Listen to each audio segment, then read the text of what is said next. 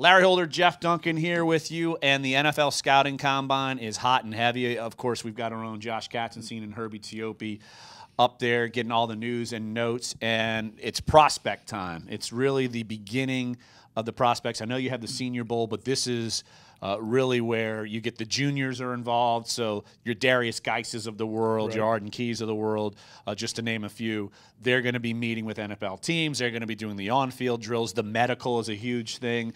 And I know in this video today we're going to be talking about some people that maybe intrigue us for the Saints.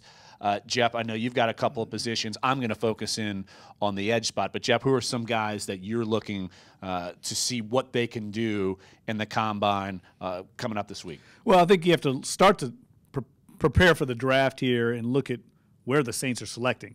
They're at the end of the first round. So some of the prospects you already see early on in the top 5 or 10 probably aren't going to drift down that far to get to the Saints. So you have to look at guys at positions that are projected near the end of the first round. And one guy that I'm intrigued to see is Leighton Vander Esch. He's an outside linebacker from Boise State who's kind of rising up some of these early draft rankings. That's a position that I don't think a lot of people are focusing on for the New Orleans Saints because Alex Anzalone last year played so well early on, and they brought in A.J. Klein and Manti Te'o.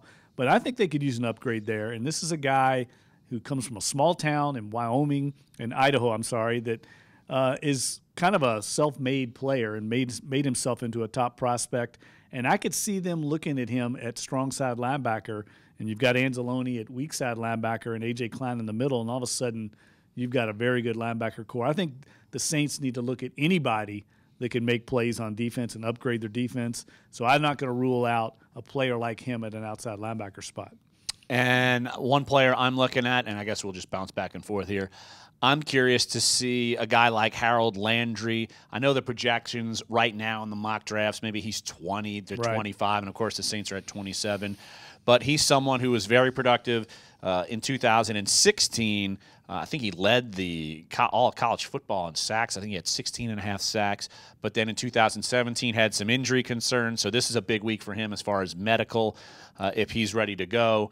And it kind of brings back maybe some bad thoughts when you look at the Saints took kind of a risk, even though second round with a Haole Kikaha, who's very productive, but injured in college, and then he comes to the NFL and gets injured. So the Saints have to do their due diligence there. But I think Harold Landry is one guy, if you're looking for pass rush help, that a lot of teams are going to look at starting maybe at number 20 and going down. And that's right in the Saints' wheelhouse, and so I'm sure they're going to take a long look at him. And another guy that I'm intrigued by, and this isn't a new name for Saints fans, I don't think, Dallas Goedert. He's a tight end, another small school guy, Larry, from South Dakota State, but he shined at the Senior Bowl last month and is a guy that I think it's a lot of his draft prospects are going to be determined here at the Combine, how fast he runs, what kind of agility drills, how he performs there. And a lot of people are going to get a chance to meet with him and find out what makes this guy tick. Right now he's being projected all over the place. Some people have him in the first round. Some people have him in the third round. A lot of that's going to be defined here.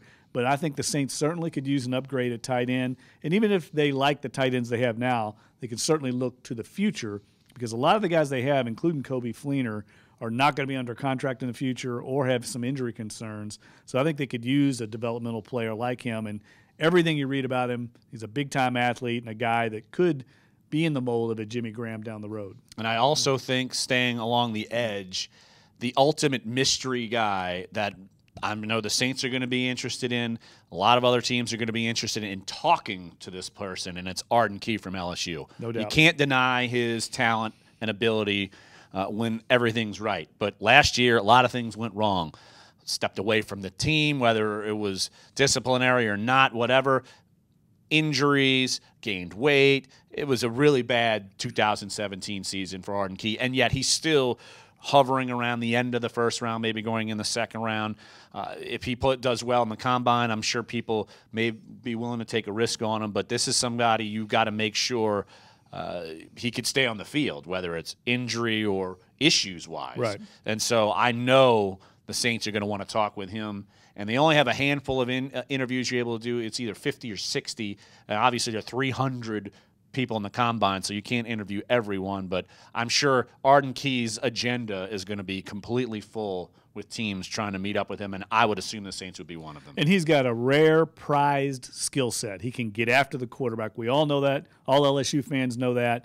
But there's so many questions about him. People are going to want to get in a room with him and get to the bottom of it. I'm sure the Saints are going to be in that group. I would agree. All right, well, check out all of our coverage from Josh Katzenstein and Herbie Teope of the Combine at NOLA.com and in our print editions of the Times-Picayune. So for Jeff Duncan, I'm Larry Holder. Thanks for joining us.